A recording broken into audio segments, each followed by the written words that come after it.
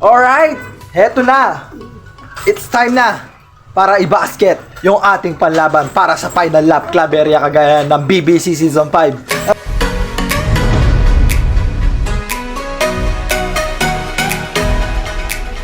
Ito yung panlaban natin. Ayan siya, no?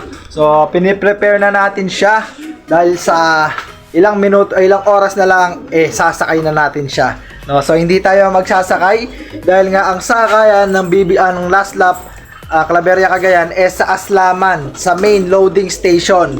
So ang gagawin natin, papasabay natin sa mga kabayan natin dito sa Concepcion. Ayan, bali papasabay natin siya sa mga magbabasket, no? Bali ang Team Concepcion, isa lang ata magbabasket sa buong Team Concepcion. So sa kanila natin papasabay. Shoutout kay Sir Rodney.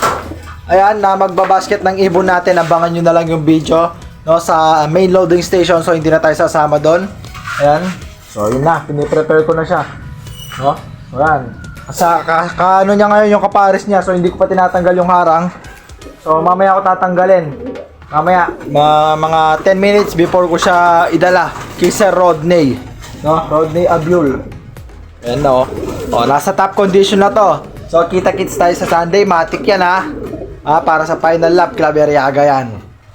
So kung makapag-clock man siya or makauwi, basta makauwi lang, matik, ipapares na natin siya sa kanyang nanay, Batanes line, cross sa kanyang anak, which is inbreed na sila nun. Ayan, mag-clock man siya o hindi, matik yan, gagawin na natin siyang breeder. Kahit pa napanlaban natin siya ngayong winter race. Ayan, hindi ko na siya ilalaban sa winter race. Ayun yung mga kasabayan niya nandun, piniprepare ko na rin sila. 10 piraso yon, dalawa na yun nawala. Ayan, yung isa sa last training ng South, yung isa nawala sa Ronda. Tapos yung 7 natira, yun ang ilalaban natin. Itong isa naman nauna ng laro sa BBC Season 5 nga, which is final lap na sa Sunday, no? Ayan, balis malapit na pala mag-upisa ang training ng mga winter team natin, no? So sunod-sunod na naman yan ang abangan natin. October 17 mag-uumpisa na ang first training ng mga winter race natin. So sa susunod na video, papakita ko sa inyo yung final lineup natin para sa darating na winter race. SFU yan. Ayan, yung mga pula sing-sing na kinuha natin. Ito yan, no? 1, 2, 3, 4. Nasa ba? Ayun, madaling kasi, hindi natin kita. Abangan nyo na lang sa susunod na video. Papakita ko sa inyo yung buong lineup natin para sa darating na winter race.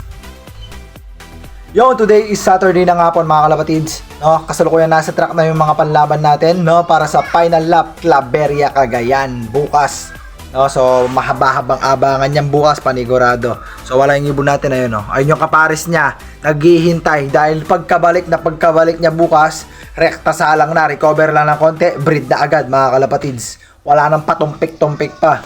Ayan, so maraming salamat kay Sir Rodney Abul. So siya yung nagbasket sa ibon natin kagabi, no, sa Aslaman main loading station ng BBC.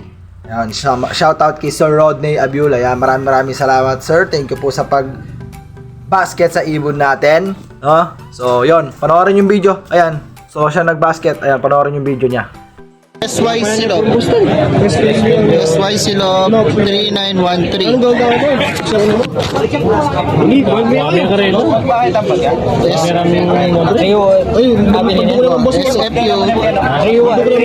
233913. Ang may natatira. 9-1. SFU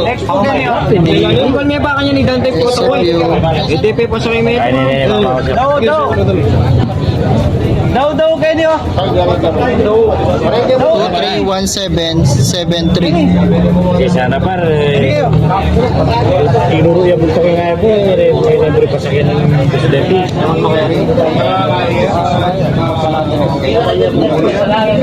Oo.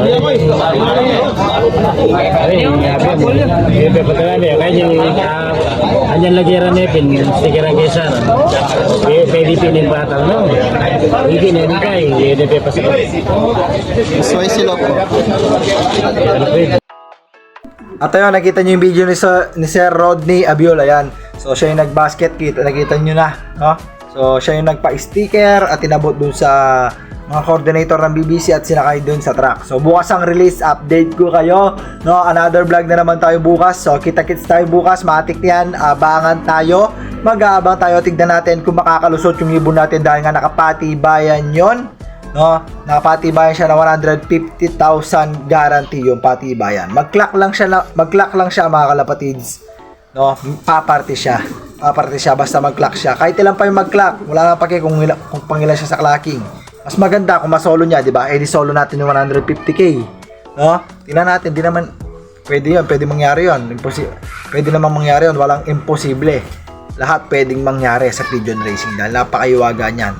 Anong malay natin bukas, solo clocker tayo. So hanggang dito na lang more tong video na to mga kalapatids. Like, comment, share, subscribe. Kita-kits tayo bukas para sa final lap ulit ng BBC Season 5. Let's go!